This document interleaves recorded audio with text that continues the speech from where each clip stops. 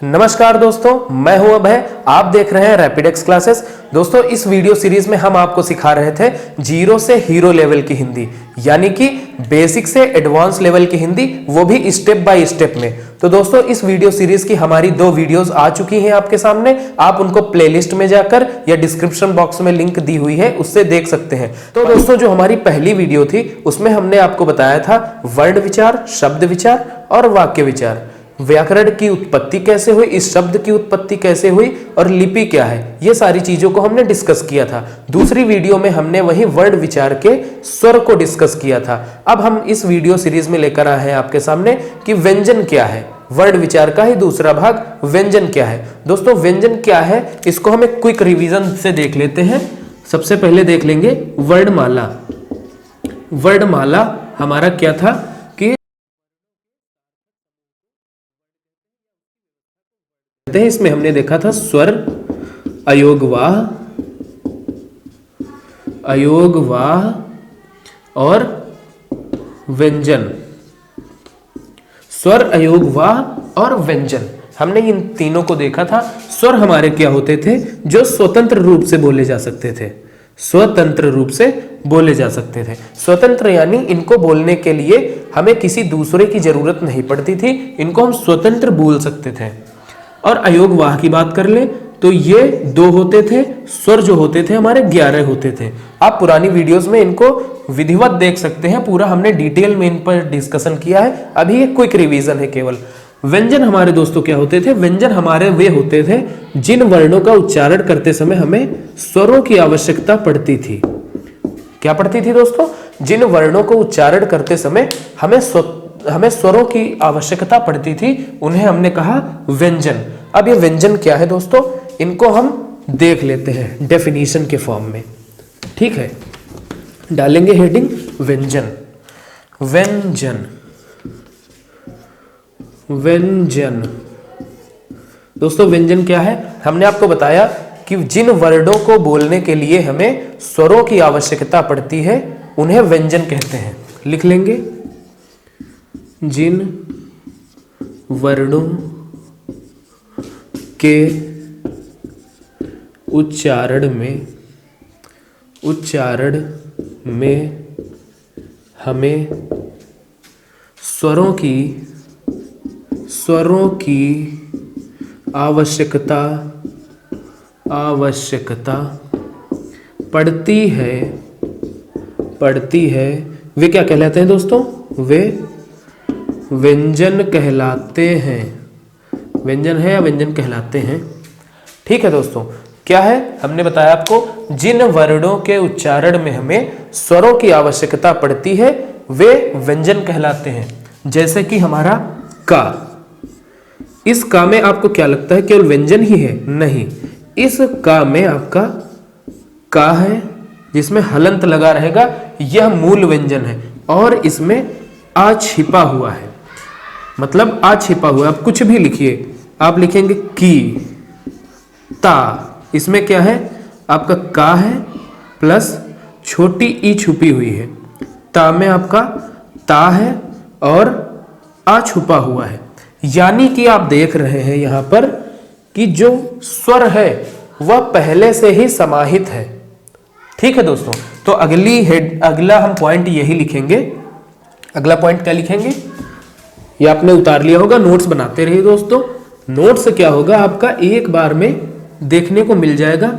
Videos बार बार देखने की जरूरत नहीं पड़ेगी, एक ही नोट्स में आप कई सारे एग्जाम्स के लिए तैयारी कर सकते हैं। हिंदी पढ़िए एक बार, एग्जाम दीजिए बार बार। हिंदी का एक सुंदर सा नोट्स बना लीजिए, अच्छा सा नोट्स बना लीजिए।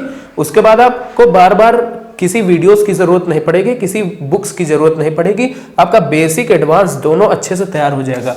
अगला पॉइंट हम लिखेंगे, व्यंजनों में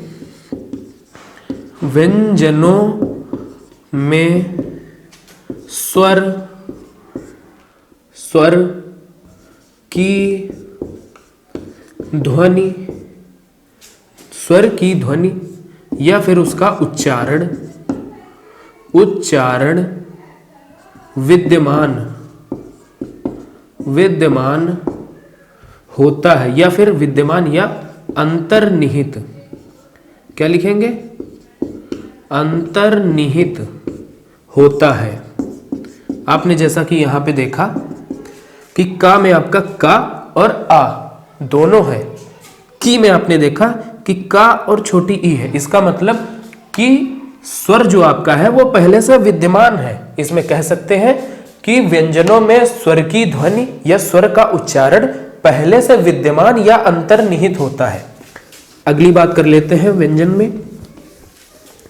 ये सब आपको डिटेल में इसलिए पढ़ाते हैं, कई लोग होते हैं कि बस व्यंजन इसके जितने भी पार्ट्स हैं सब कुछ एक बार में पढ़ डालो, लेकिन आपको ऐसे इसलिए पढ़ना चाहिए, एक बार तो एटलीस्ट बेसिक से आपको पढ़ना ही चाहिए। क्योंकि कभी कभी जब आप हायर एग्जाम्स देंगे, आप हायर एग्जाम्स में क्या होता है वो आपको पता है, उसको पता है कि आपको छोटी छोटी चीजें पता है, जितनी भी वन लाइनर वाली हैं वो आपको डिटेल में जाकर पूछता है, तब आप वहां पर उसका जवाब नहीं दे पाते हैं। बेसिक से पढ़े रहेंगे आप आराम से दे लेंगे। इसलिए अगला पॉइंट लिखेंगे हम, यदि व्यंजन के नीचे हलंत लगा हो तो उसका उच्चारण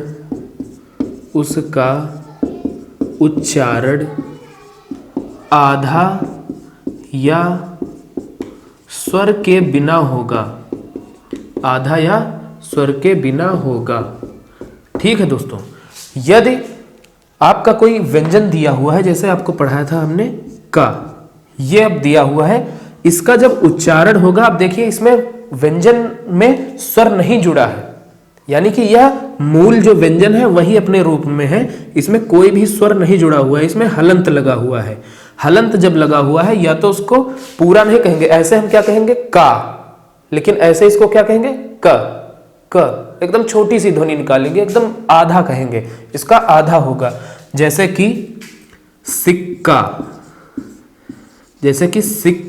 ऐसे ही तो लिखते हैं, ये पूरा आधा का यहां पर रहता है। इसको जो मूल रूप होगा इसका ऐसे लिखा जाएगा, सिक्का। ये हो गया आपका हलंत वाला, ऐसे लिखा जाता है, लेकिन इसका फिर लिखित रूप में आधा लिख लिया जाता है। ये हो गया हमारा सिक्का, ऐसे लिखा जाएगा। यानी कि किसी भी स्वर में अगर हम हलंत लगा देंगे तो वह आधा काउंट होगा। जैसे कि ता में हलंत लगा दिया, जैसे कि लिखा गया यहां पर कुत्ता, तो देखिए आप जब कुत्ता कहेंगे, कुत्ता, लास्ट वाली ध्वनि पूरी आती है, एक जो होती है वो अटक जाती है, ऐसा लग रहा अटक गई है, कुत्ता ऐसे करके। तो यह ध्वनि जो ये वाली ध्वनि होगी ये आपकी आधी ध्वनि, या फिर इसको कहेंगे स्वर के बिना हम उच्चारण कर रहे हैं। ठीक है दोस्तों, इतना हो गया, आगे बढ़ते हैं।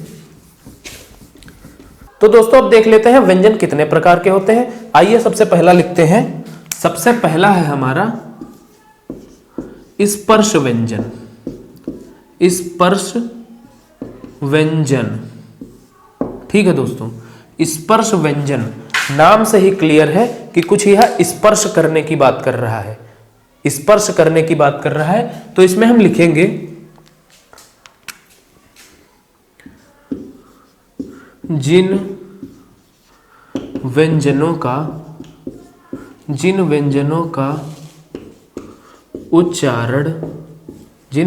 का उच्चारण करते समय हवा मुख के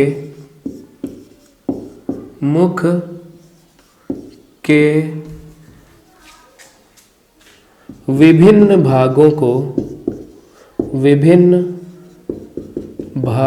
को स्पर्श करते हुए बाहर आती है, वे क्या कहलाते हैं, हमारे स्पर्श व्यंजन कहलाते हैं। स्पर्श व्यंजन दोस्तों कौन कौन से हैं? आपके 25 होते हैं, आप लोग को पता ही होगा 25 कौन कौन से होते हैं हमारे। का वर्ग, फिर आ गया चा वर्ग, फिर आ गया आपका टा वर्ग, फिर आ गया आपका ता वर्ग, ठीक है। फिर उसके बाद आपका आ गया पा वर्ग। पा वर्ग जो ये होते हैं हमारे, इसमें कितने कितने होते हैं? का वर्ग में आपके हो गए 5, इसमें हो गए 5, सब में 5 5, यानी कि इनकी संख्या कितनी हो गई? 25। आप लिख लीजिए, स्पर्श व्यंजन की संख्या जो होती है वो होती है 25, यानी कि 25। ठीक है दोस्तों, का वर्ग में कौन कौन से हैं देख लेते हैं। का, खा, गा, घा और अंगा। ये आपका हो गया चा, छा, जा, झा और या। ये आपका हो गया टा, ठा, डा, ढा और अड़ा। ता वर्ग में ता, था, दा, धा और ना। पा वर्ग में पा, फा, बा, भा और मा। अब इसको पूरा इसलिए हमने लिखा क्योंकि इसी वक्त आपको हम बता देंगे कि इनके इनके उच्चारण स्थान कौन से हैं। आपका जो का वर्ग है इसमें कहा गया है मुख के विभिन्न भागों को। मुख के विभिन्न भाग कौन कौन से होंगे आपके? आप देख लीजिए, मुख के विभिन्न भाग कौन कौन से होते हैं भाई। हवा मुख से अंदर से निकलेगी, कहाँ कहाँ से निकलेगी? सबसे पहले वो कंठ से निकलेगी, ठीक है। फिर आपका क्या मिलेगा? आपका तालु मिल जाता है, ठीक है। फिर आपका मूर्धा मिल जाता है, मूर्धा मिल गया। फिर उसके बाद क्या मिलता है आपका? आपके दांत मिल जाते हैं, यहाँ पे दंत, आपका दांत मिल गया। फिर उसके बाद आपके क्या मिल गए? ओंठ मिल गए, ओंठ मिल गए। तो इन्हीं भागों को तो टच करते हुए निकलेगी हवा, कि कहीं और से निकलेगी? मुख में कोई और पार्ट हो गए, यही पार्ट है ना। तो इन्हीं भागों को जब करते हुए निकलेगी तो सबसे पहले किसको टच करती है? और हमने आपको वर्णमाला में पढ़ाया था कि उच्चारण के आधार पर जब हम किन्हीं वर्णों को रख देते हैं तो वो क्या कहलाते हैं? वर्णमाला कहलाते हैं। आप पुरानी वीडियोस में देखेंगे कि उच्चारण के आधार पर ही रखा गया है। ऐसा नहीं कि का को यहां रख दिया और खा को यहां रख दिया, कह रहे हैं कि व्यवस्थित है। व्यवस्थित एक किसी आधार पर होता है ना, तो हमने उच्चारण के आधार पर ही वर्णमाला को रखा। तो इसीलिए क्या हो जाएगा? हमारा जो पहला वर्ड निकलेगा, आप बोलिए एक बार, बोलिए का। का सबसे ज्यादा जोर कहां पड़ रहा है? दांत पे पड़ रहा है? नहीं। ओंठ पे पड़ रहा है? नहीं। आप का जब बोलेंगे आपका कंठ यूज हो रहा है, आपके कंठ पे पूरा प्रभाव पड़ रहा है। तो सबसे पहला जो होगा ये हो गया हमारा कंठ। ये ग्रीन से लिखा, पता नहीं आपको दिख रहा या नहीं। तो हमारा जो ये वाला भाग होगा ये हो जाएगा हमारा कंठ से। इसका उच्चारण कहां से हो जाएगा दोस्तों? कंठ से। का वर्ग हमारा जितना होगा ये हो जाएगा कंठ से, ठीक है। अब बोलेंगे हम चा। चा, जब चा बोलेंगे तो आप देख रहे हैं ये ऊपर के भाग, जीभ हमारी ऊपर के भाग में ऐसे चिपक जा रही। चा, छा जैसे ही चिपक रही, आपको समझ में आ गया ये हो गया हमारा तालु से। तो ये तालु से चिपक रही है, इसका मतलब इसको हम कहेंगे कंठ। ये वर्ण कितने हो गए? ये जो हमारे वर्ण है ये हमारे कंठ वर्ण है या कंठ व्यंजन है, और इनको हम क्या कहेंगे? तालु से टच हो रहा तो तालव्य, इनको हम कहेंगे तालव्य, ठीक है। अब जब टा की बात आती है, टा, टा, ठा, डा, ढा, डा, तो इसमें आप देखेंगे जीभ हमारी मुड़ जाती है। जिसमें जीभ मुड़ जाए और ये आपका आगे वाला पार्ट मसूड़े और तालु के बीच में आपकी जीभ टच हो और जीभ मुड़ जाए, इनको क्या कहेंगे? ये सब के सब आपके मूर्धन्य हैं। मूर्धन्य, ठीक है। क्या है आपके? मूर्धन्य। ये आपके मूर्धा को टच कर रहे हैं तो ये हो गए हमारे मूर्धन्य। अब ता की बात करते हैं। ये ता वर्ग जो है ये कहां से उच्चारण होता है इसका? बोलिए आप, ता। ता, इसीलिए ये आपका हो गया हमारा दंत से। दंत से। ता वर्ग जो हमारा उच्चारण होता है वो होता है हमारे दांत से या दंत से। अब पा वर्ग की बात करिए, एक बार पापा बोलिए, लेकिन ओठ को आपस में मत टच करिए, बोलिए। या फिर आप बोलिए फूफा, फिर भी आप होठ को मत छुआइए। कैसे निकलेगी ध्वनि? आ आ, ऐसे बोलेंगे तो पा पा, ऐसे क्या निकलेगी? आ निकल रही है, नहीं ध्वनि कर रही। इसका मतलब ये हो गया हमारा होष्ठ। ओठ से इनका उच्चारण हो रहा है, लेकिन इनको कहेंगे क्या? ओष्ठ। ओष्ठ व्यंजन। समझ में आया होगा। इसकी हम आपको स्क्रीन पे पूरा दिखा देंगे आपको।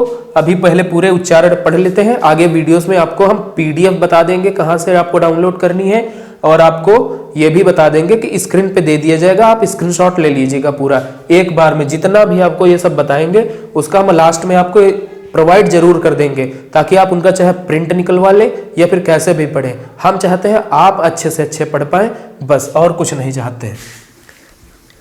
इसी बात पे वीडियो को लाइक जरूर कर दीजिएगा। आपके लिए इतनी मेहनत की जा रही है, आपके लिए पीडीएफ बनाई जा रही है, सब कुछ किया जा रहा है, वीडियो लाइक हो जानी चाहिए। दोस्तों स्पर्श व्यंजन को हमने पढ़ लिया। अब हम बात करते हैं अपने दूसरे नंबर की, यानी कि अंतस्थ व्यंजन। क्या है हमारा? अंतस्थ व्यंजन। अंतस्थ व्यंजन।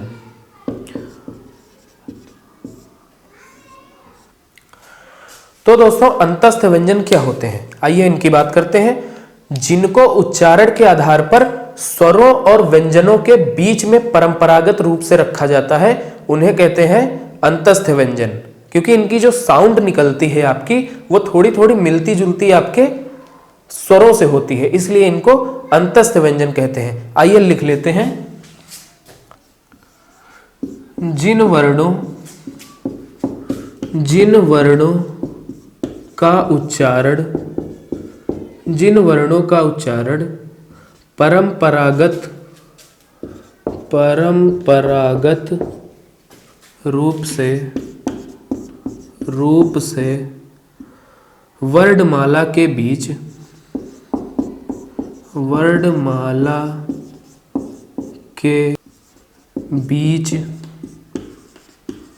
अर्थात स्वर व व्यंजन के मध्य हो, उन्हें क्या कहेंगे? अंतस्थ व्यंजन। अंतस्थ व्यंजन दोस्तों हमारे कौन कौन से हैं? अंतस्थ व्यंजन हमारे हैं कौन कौन से? या, रा, ला और वा। जो हमारे ये है, ये क्या है हमारे? ये है हमारे अंतस्थ व्यंजन। तो दोस्तों सबसे पहले हम बात कर लेते हैं इनके उच्चारण स्थान की। जो हमारा या होता है, या का उच्चारण स्थान जो होता है वो है तालु। वो होता है हमारा तालु, यानी इसको क्या कहेंगे हम? तालव्य। ये कैसा व्यंजन है दोस्तों? ये तालव्य है। और हमारा जो वा होता है, वा की अगर बात करें तो आप लोग एक बार वा उच्चारण करके दिखाइए। आप लोग या उच्चारण करेंगे, या जैसे आप चा कह रहे थे, चा, उसी तरह या। आपकी जीभ थोड़ी सी ऊपर स्पर्श कर रही है, यहां पर उसी तरह आपका तालु से मिल रहा है ये, तो या आपका हो गया तालव्य। लेकिन जब वा की बात करते हैं, वा जो नीचे के होंठ है, ये नीचे के दांतों से टच होके तब निकलता है आपका वा। तो इसका मतलब दांत और ओष्ठ दोनों मिल रहे हैं, तो इसको हम लिखेंगे दंतोष्ठ। ये हमारा दंतोष्ठ है, या दंत ओष्ठ, ऐसे भी आप लिख सकते हैं। तो आपका अब जो रा और आपका ला है, इनकी बात कर लेते हैं। जो हमारा रा और ला, रा ला, इनको कहते हैं, इनका जो उच्चारण होता है वो मसूढ़ों से होता है। मसूढ़े यानी कि हमारे दांत के पीछे का भाग, जो भी वो मसूढ़ा होता है, वहां से इनका उच्चारण होता है। मसूढ़ों को हम लोग शुद्ध हिंदी में कहते हैं दंतमूल। दंतमूल क्या कहते हैं? दंतमूल। और संस्कृत में इसको कहते हैं वर्त्स। वा आधा ता, आधा सा, या और या के ऊपर रा, ऐसे लिखा जाएगा आपका वर्त्स। ठीक है। या और ला कैसे हैं आपके? या और ला है हमारे, ये ऐसे लिखा जाएगा वर्त्स। वर्त्स क्या है आपका? ये आपका मसूढ़ा है या फिर दंतमूल है। ये क्या है? ये रा और ला का उच्चारण स्थान है दोस्तों। अब आगे बात कर लेते हैं, या और ला को क्या कहते हैं? रा को कहते हैं, जो हमारा रा होता है, इसको कहते हैं लुंठित या प्रकंपित। प्रकंपित, इसको कहते हैं प्रकंपित या फिर लुंठित। इसको लुंठित या प्रकंपित व्यंजन कहते हैं। क्यों कहते हैं? क्योंकि जब हम रा बोलते हैं, एक बार बोलिए रा, ऐसा लगता है जुबान एकदम घर्रा सी गई है, ऐसा लगता है आपकी जुबान बहुत ऊपर नीचे वाइब्रेट हो रही है, एकदम से वाइब्रेशन आ गया है आपकी जुबान में, बहुत ज्यादा कंपन कर रही है। प्रकंपित का आपका मतलब है कंपन करना, आपकी जीभ बहुत ही ज्यादा कंपन कर रही है। जैसे छोटे में बच्चे कहते थे हुर्र, ऐसे गाड़ी चलाया करते थे, तो वही आपका है। आप देख सकते हैं कितने तेज ये वाइब्रेट कर रही है जब रा कहते हैं। तो रा को क्या कहा जाता है? रा को कहा जाता है प्रकंपित या लुंठित व्यंजन। वहीं पर ला को, जो हमारा ला होता है, इसको कहते हैं पार्श्विक। क्या कहते हैं? पार्श्विक व्यंजन। ला कैसा व्यंजन है? ला आपका पार्श्विक व्यंजन है। तो दोस्तों आपने देख लिया कि इनका उच्चारण स्थान क्या है। या का हमारा है तालु से, इसलिए यह तालव्य हो गया। वा का हमारा है ओठ, निचला होठ और नीचे के दांत, तो इसका हो गया दंतौष्ठ। ला और रा यानी या रा और ला जो है हमारे, उनका उच्चारण होता है वत् से, यानी कि मसूढ़े, यानी कि दंतमूल। और इनको क्या कहते हैं? रा को कहते हैं प्रकंपित या लुंठित व्यंजन, वहीं पर ला को कहते हैं पार्श्विक व्यंजन। आगे इसी में बताएंगे आपको, थोड़ा सा और है अंतस्थ व्यंजन का। या और वा, ये आपका वा है, वा, बा नहीं है, वा। या और वा को कहते हैं अर्धस्वर। या और वा को कहते हैं अर्धस्वर। अर्धस्वर क्यों कहते हैं? अगर आप लोगों में से जो लोग एकदम बेसिक से पढ़ रहे हैं, उनको नहीं, जो लोग एक बार पढ़ चुके हो कहीं पर, उनके लिए बता दें, जब आपने संधि पढ़ी होगी, जब आप यड़ संधि पढ़ रहे होंगे, यड़ संधि में जब ई का मेल आ से हो जाता है, तब क्या बनता है आपका? आपका बन जाता है या, देख सकते हैं। और वहीं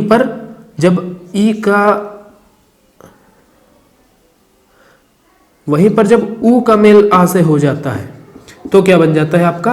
वा। यानी कि ये जो दो हैं, ये कभी कभी स्वर में चले जाते हैं, मतलब इन दोनों के मेल से देखिए ये आ बन जाता है और वा बन जाता है, यानी कि कभी कभी ये या और वा स्वर की तरह बिहेव करने लगते हैं, उन दोनों के मेल से या बन जाता है। तो फिर आप देख सकते हैं, जैसे कि आपको इसका एग्जाम्पल दे, इसका एग्जाम्पल है अत्यंत। अति धन अंत बन गया आपका अत्यंत। अत्यंत, ठीक है। वहीं पर अगर ऊ और आ का दे, तो जैसे सु धन आगत, क्या हो गया आपका? स्वागत। स्वागत। तो आप देख सकते हैं ये कभी कभी स्वरों की तरह बिहेव करने लगते हैं, या और वा। तो देख सकते हैं आप, ये कभी कभी स्वरों की तरह बिहेव करने लगते हैं, इसीलिए इसको क्या कहा जाता है? इसीलिए इसको कहते हैं आपको अर्धस्वर। तो ये हो गया हमारा अंतस्थ व्यंजन। आगे बढ़ते हैं, अब बात करेंगे हम ऊष्म व्यंजन। अगला है हमारा ऊष्म व्यंजन। ऊष्म व्यंजन, हेडिंग डालेंगे ऊष्म व्यंजन। ऊष्म व्यंजन इसलिए दोस्तों कहते हैं क्योंकि जब इन वर्णों का या फिर इन व्यंजनों का उच्चारण होता है, तो हवा जो मुख की होती है बहुत ही घर्षण करके, जब आप किसी चीज में घर्षण करेंगे, साइंस के हिसाब से आप देखेंगे तो घर्षण करने से क्या होता है? घर्षण करने से क्या होता है? आप लोग ऐसे करिए, हाथ ऐसे ऐसे करिए। घर्षण करने से आपकी गर्मी, हाथों में गर्मी आ जाती है। घर्षण करने से क्या होता है? गर्मी होती है। जब मुख से हवा बहुत ज्यादा घर्षण करके निकले या रगड़ कर निकले, तब आपके जो ऊष्मा होती है वो ऊष्मा पैदा होती है। इसीलिए इन व्यंजनों को क्या कहते हैं? ऊष्म व्यंजन या ऊष्म संघर्षी व्यंजन। इनको संघर्षी व्यंजन, ऊष्म संघर्षी व्यंजन या फिर ऊष्म व्यंजन कहते हैं। ठीक है दोस्तों, संघर्षी व्यंजन, यानी कि इनको संघर्षी व्यंजन या फिर ऊष्म व्यंजन कहा जाता है। आगे बढ़ लेते हैं, इसमें इनकी डेफिनेशन आप जो हमने बताया वही लिख सकते हैं। जिन वर्णों का उच्चारण करते समय, उच्चारण वर्ण या फिर व्यंजन जिन व्यंजनों का उच्चारण करते समय हवा मुख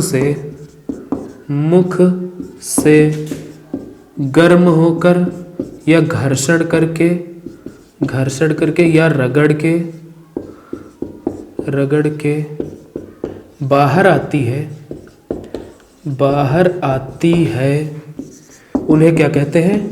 उन्हें कहते हैं ऊष्म संघर्षी व्यंजन या ऊष्म व्यंजन। ठीक है, ऊष्म संघर्षी व्यंजन आपको पता चल गया होगा क्या है। जिन वर्णों या व्यंजनों का उच्चारण करते समय हवा मुख से गर्म घर्षण या रगड़ कर बाहर निकलती है उन्हें कहते हैं हम ऊष्म व्यंजन। ये कौन कौन से होते हैं आपके? ये होते हैं शा, ये खटकोण वाला शा, और आपका एक ये सा, और आपका हा। तो दोस्तों ये आपके हो गए आपके ऊष्म व्यंजन। जब इनको आप उच्चारण करेंगे तो आप देखेंगे, जब बोलिए शा, जब बोलेंगे का, तो इतनी ना हवा गर्म करके आ रही बाहर ना कुछ, ऐसे आप आपके हाथ लगाइए, आप बोलिए शा, थोड़ी सी ऐसे गर्म हवा निकल रही है और रगड़ के बाहर आ रही। शा सा हा, आप ऐसा करके बोलिए। कभी कभी इसको कुछ लोग खा भी पढ़ते हैं, इसको खा, षटकोण षड्यंत्र, या फिर कभी कभी कुछ लोग इसको खटकोण खड्यंत्र ऐसा करके भी पढ़ते हैं। ठीक है, तो जो इसका है, जो ये वाला हमारा शा है, ये होता है हमारा तालव्य। इसका उच्चारण कहाँ से होता है दोस्तों? इसका उच्चारण होता है हमारे तालु से, इसलिए इसका हो गया तालव्य। इसका उच्चारण होता है हमारे मूर्धा से, इसीलिए इसको कहेंगे मूर्धन्य। ये हमारा मूर्धन्य। जो ये होता है, इसका उच्चारण जो होता है, इसका भी होता है हमारे दंत मूल से। कहाँ से होता है? दंत मूल, यानी कि मसूढ़ा, यानी कि वट से। और जो हा होता है हमारा, इसका जो उच्चारण होता है वो कंठ से होता है। बोलिए अब हा, देखिए कहाँ पे जोर पड़ रहा है? क्या ओंठ पे जोर पड़ रहा है? नहीं, उसका जोर, जो इसका जोर है वो पड़ रहा है, जो उसका जोर है वो पड़ रहा है हमारे कंठ पे, यानी कि इसका उच्चारण होता है कंठ से। आइए और इसके बारे में देख लेते हैं। आइए इसके बारे में और देख लेते हैं। जो हा होता है इसको कहते हैं हम काकल्य ध्वनि। क्या कहते हैं? काकल्य ध्वनि। काकल्य ध्वनि या काकल्य वर्ण, इसको क्या कहेंगे दोस्तों? काकल्य ध्वनि या काकल्य वर्ण। ठीक है, आगे बढ़ते हैं। तो दोस्तों हमने पढ़ लिया स्पर्श व्यंजन, अंतस्थ व्यंजन और ऊष्म व्यंजन। अब हम लोग पढ़ लेते हैं द्विगुण व्यंजन। द्विगुण व्यंजन हेडिंग डालेंगे, द्विगुण हेडिंग डालेंगे, द्विगुण व्यंजन, द्विगुण व्यंजन, या फिर इन्हीं को कहते हैं उक्षिप्त व्यंजन। उक्षिप्त व्यंजन, दोनों नाम है इसके, द्विगुण व्यंजन या फिर उक्षिप्त व्यंजन। इसमें दोस्तों क्या होता है, आइए सबसे पहले लिख ही लेते हैं इसको, इस पॉइंट को लिख लेंगे।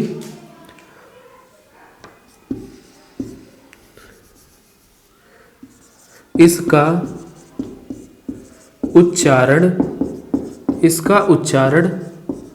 करते समय जीभ उठकर, इसका उच्चारण करते समय जीभ उठकर मूर्धा को स्पर्श करती है, मूर्धा को स्पर्श करती है तथा झटके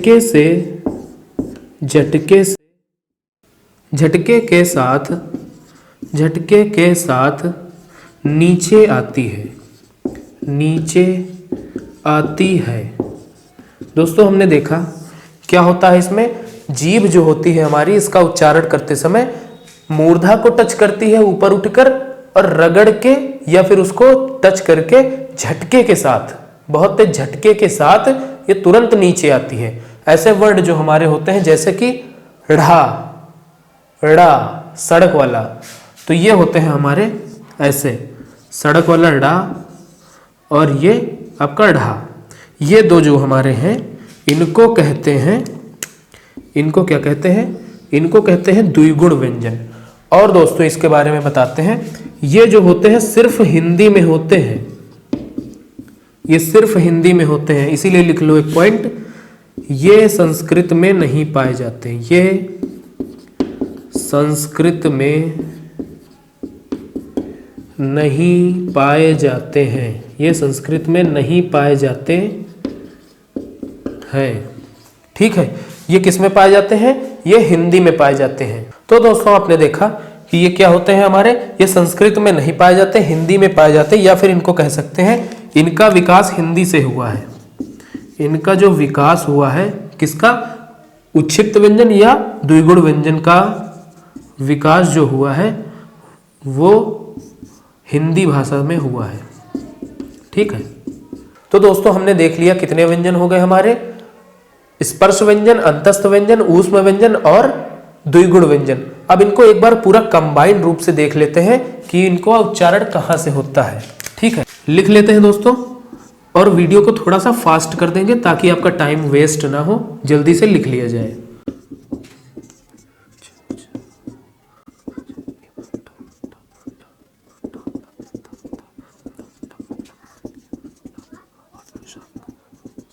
चलिए आगे बढ़ते हैं। सबसे पहले हमने बात की थी इस का वर्ग की, ये जो हमारा यहाँ से यहाँ तक का वर्ग है ये होता है हमारा कंठ से।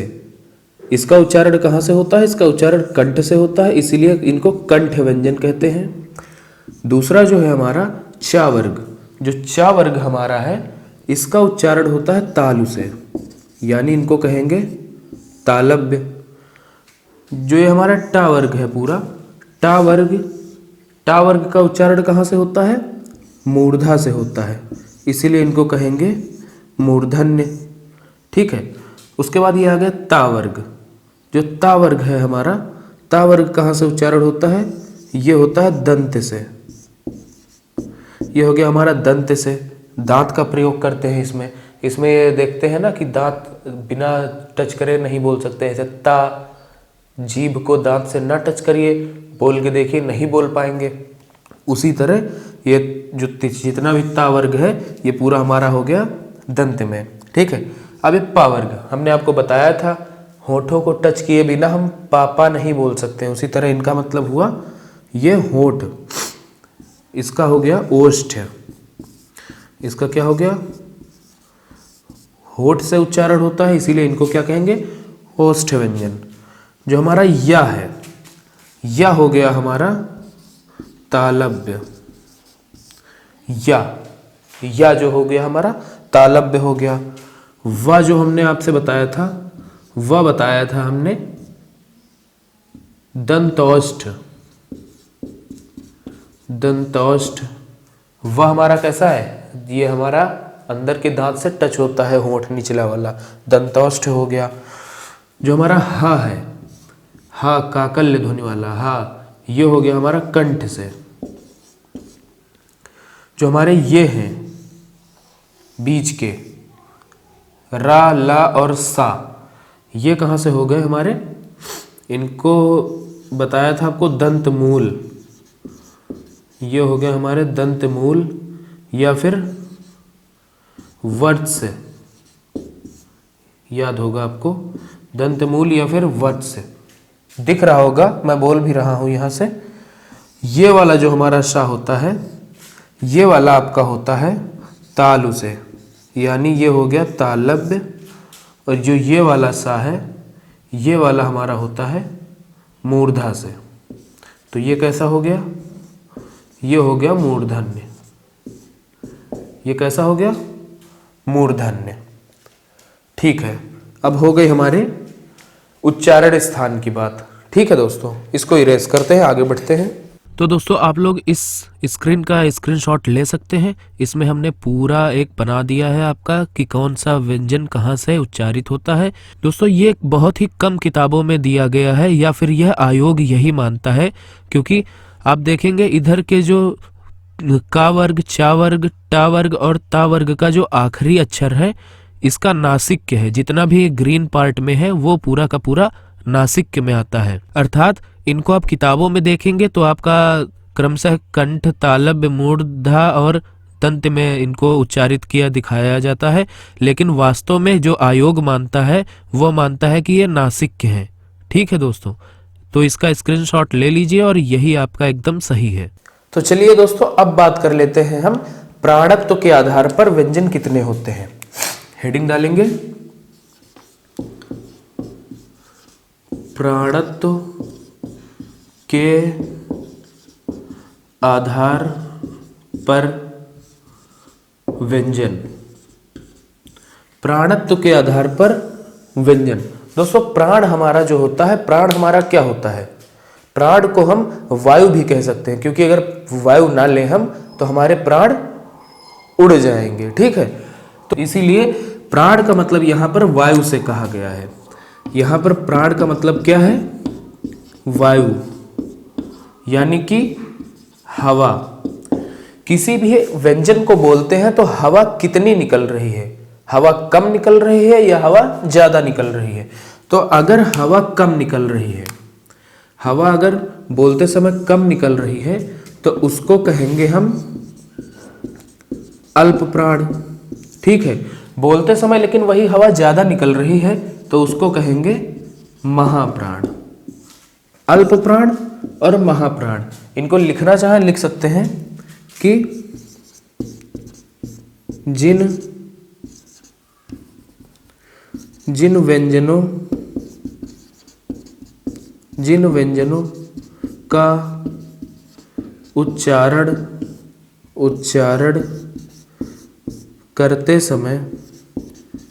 करते समय हवा मुख से कम निकले उसे क्या कहेंगे? उसे अल्प प्राण कहेंगे।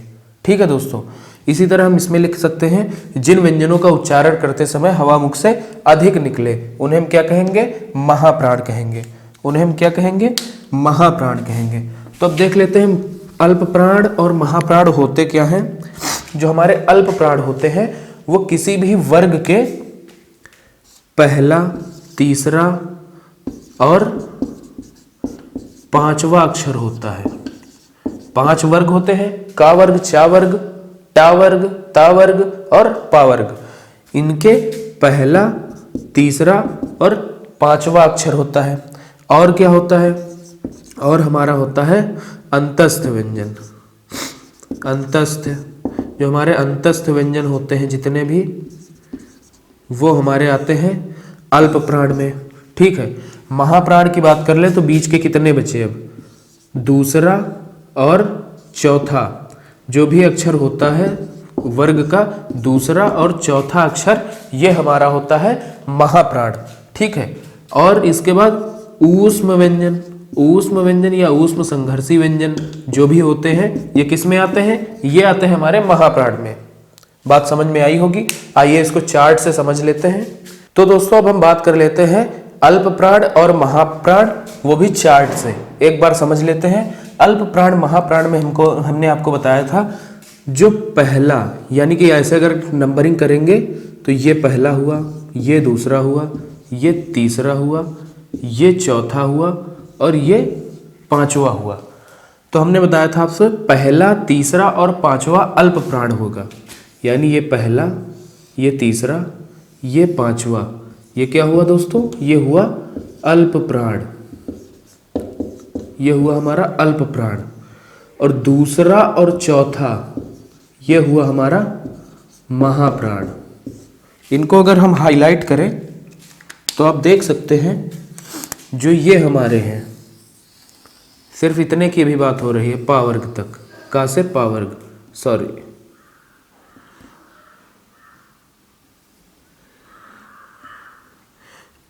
का से पा वर्ग वाले में पहला, ये हो गया हमारा तीसरा और ये हो गया हमारा पांचवा। इतने क्या हैं? ये अल्प प्राण हैं। ये बीच के आपके जो बच रहे हैं ये महाप्राण है। अब इनमें बात कर लेते हैं जो हमारे ये हो गए अंतस्थ। जो अंतस्थ व्यंजन है ये भी क्या है? अल्प प्राण है। अल्प प्राण हैं। और नीचे के जो ये बचे ये कैसे हैं, ये हो गए हमारे महाप्राण। ठीक है दोस्तों, समझ में आया होगा कि ऐसे हम बना लेंगे, नंबरिंग कर लेंगे, या फिर ऐसे देख रहे हैं पहला, तीसरा, पांचवा, इनको क्या कर लेंगे, अल्प प्राण कर दिया। और वहीं पर या रा ला वा यानी कि अंतस्थ व्यंजन जो होते हैं ये भी अल्प प्राण है। शा खा शा हा जो ये हैं ये हमारे महाप्राण हैं। आगे बढ़ते हैं दोस्तों, हमने चार्ट से समझ लिया। अब हम बात करेंगे हमारे जो द्विगुण व्यंजन होते हैं वो कैसे होते हैं अल्प प्राण और महाप्राण की दृष्टि से। जो हमारे द्विगुण व्यंजन है ढा मतलब ड़ा और ढा, ये हो गया हमारा, क्योंकि हम सामान्य रूप से देखें तो हमारा डा और ढा कहाँ पर आता है, ऐसे करके देख सकते हैं। जैसे हम लिखेंगे टा ठा डा ढा और अड़ा, तो हमने देखा ये पहला हो गया, ये दूसरा हो गया, ये तीसरा हो गया, ये चौथा हो गया और ये पांचवा हो गया।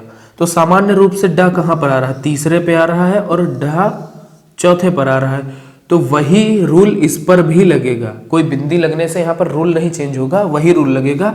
ये हमारा तीसरे पे आ रहा है, मतलब 1, 3 और 5 हमारे अल्प प्राण हुए, तो ये कैसा हो जाएगा, ये हो जाएगा हमारा अल्प प्राण, यानी कि जो ढा है ये हमारा अल्प प्राण हो जाएगा। ठीक है, और उसके बाद जो ढा है ये चौथे पर आ रहा है, यानी कि ये महाप्राण हो जाएगा। समझ में आया होगा। आगे बढ़ते हैं और देख लेते हैं किन आधारों पर इसको बांटते हैं।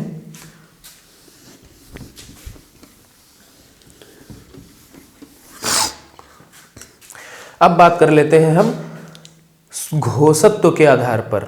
घोषत्व क्या है हमारा, घोषत्व के आधार पर व्यंजन,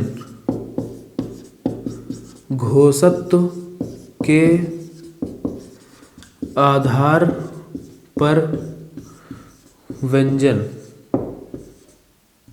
घोषत्व के आधार पर व्यंजन कितने होते हैं, ये हमारे होते हैं 2। घोषत्व है क्या, पहले ये देख लेते हैं। घोषत्व का मतलब हुआ वाइब्रेशन, किसी वर्ण को बोलने में, किसी भी अक्षर को बोलने में हमारा वाइब्रेशन कितना हो रहा है, मुख में वाइब्रेट कितना हो रहा है आपका, तो वही चीज हम देखेंगे यहाँ पर। तो ये 2 तरह से होता है, या तो वाइब्रेशन होगा या तो वाइब्रेशन नहीं होगा। तो अगर होगा तो उसे क्या कहेंगे, उसे कहेंगे हम सघोष या फिर घोष, घोष या सघोष। ठीक है, और अगर नहीं होगा तो हम इसको कह देंगे अघोष। तो दोस्तों अब देख लेते हैं घोष और अघोष में कौन कौन आते हैं। सघोष में आता है हमारा किसी भी वर्ग का, वर्ग मतलब जो आपके 5 वर्ग होते हैं, का वर्ग, चा वर्ग, टा वर्ग, ता वर्ग और पा वर्ग, उसका तीसरा, चौथा और 5वां अक्षर, ये हमारे काहे में आते हैं, सघोष में आते हैं। पहला और दूसरा अक्षर, पहला और दूसरा अक्षर आता है हमारा आघोष में। और इसमें क्या आता है आपका, सघोष में आता है या, रा, ला, वा और हा, ये 5 जो होते हैं वो आपके सघोष में आते हैं। और इधर आता है हमारा सा, ये वाला सा और ये वाला सा, जो तीनों सा होते हैं ये आते हैं हमारे काहे में, अघोष में। अब सघोष की बात कर रहे हैं तो सारे स्वर, सारे स्वर सघोष हैं, सघोष या फिर घोष होते हैं। ठीक है, सारे स्वर क्या होते हैं, सघोष या घोष होते हैं। अब बात करते हैं, यहीं पर हम बात कर लेंगे अपने द्विगुण व्यंजन की। द्विगुण व्यंजन हमारे किस में आते हैं, अगर हम लिखते हैं ऐसे टा, ठा, डा, ढा और अड़ा, ये द्विगुण व्यंजन नहीं होते, लेकिन इनका पोजीशन यही बताते हैं। तो फिर ये किस में आते हैं, शुरुआत के जो 2 हो गए वो अघोष में आ गए, मतलब ये 2 अघोष में आ जाते हैं। तो ये 2 बचे, बाकी काहे में जाएंगे, ये 3 जो होते हैं ये किस में जाएंगे, ये चले जाएंगे हमारे सघोष में। दोस्तों हमने पढ़ लिया अघोष सघोष क्या होते हैं। अब बात कर लेते हैं हम चार्ट में। चार्ट में देख लेते हैं अघोष सघोष क्या होते हैं। तो हमने बताया था आपसे जो पहले और दूसरे हैं, जो पहले दूसरे हैं ये क्या है दोस्तों, ये हैं हमारे अघोष। मतलब कि हर वर्ग का जो पहला और दूसरा अक्षर होगा वो होगा अघोष। और ये जो हमारे बचे अब लास्ट के 3, किसी भी वर्ग के जो लास्ट के 3 हैं ये हो गए हमारे सघोष या फिर घोष। अब इधर इनमें बात करते हैं। तो ये जो हमारे या र ला वा, और इसमें एक चीज और चेंज होता है हा, ये भी आता है किसमें आपका, ये आता है आपका सघोष। ये हो गया हमारा सघोष। अब ये बचे 3, तीनों जो सा होते हैं हमारे, तीनों जो सा है दोस्तों ये क्या है हमारे अघोष। तीनों जो सा है वो क्या है हमारे अघोष है। और हमारे ये पहला दूसरा ये अघोष है। लास्ट के ये 3, किसी भी वर्ग के लास्ट के तीनों ये सघोष होते हैं। और या र ला व और नीचे का हा ये भी सघोष होता है। अब बात कर लेते हैं कुछ अमानक व्यंजनों की या फिर अमानक वर्ण। अमानक व्यंजन,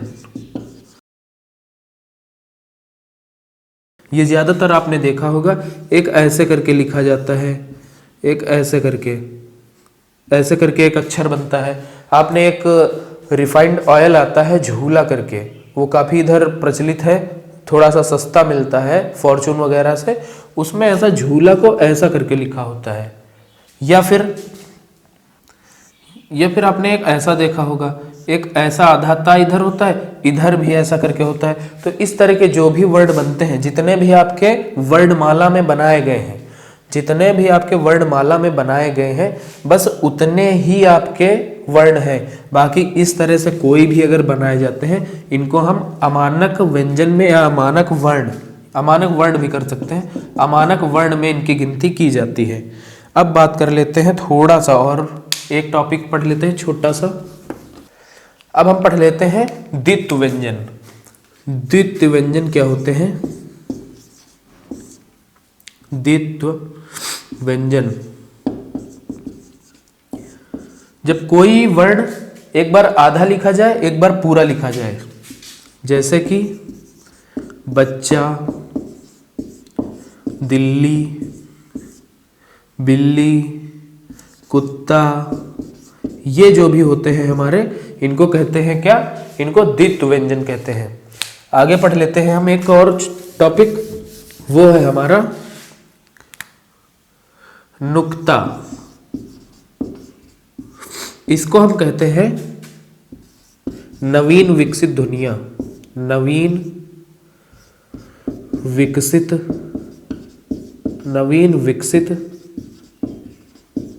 ध्वनियां। तो ये कौन कौन सी है, आइए हम देख लेते हैं इनको। ये हो गया हमारा का, इनमें नुक्ता लगा होता है। उसके बाद हमारा हो गया खा, इसमें भी नुक्ता लगा होता है। गा हो गया, उसके बाद हो गया हमारा जा, उसके बाद हो गया हमारा फा। इतने सारे में ये जो नुक्ता लगा होता है, इनको हम नवीन विकसित ध्वनियां कहते हैं, क्योंकि ये बाद में विकसित हुई हैं अभी अभी। और ये ज़्यादातर कोई भी आपकी शायरी हो गई, या फिर कोई गाना हो गया, या फिर कोई भी आपका उर्दू से रिलेटेड वर्ड है, इसको हिंदी में जब लिखा जाता है तो उसमें नुक्ता लगा हुआ होता है। नुक्ता की जो शुरुआत की थी वो की थी हमारे राजा शिव प्रसाद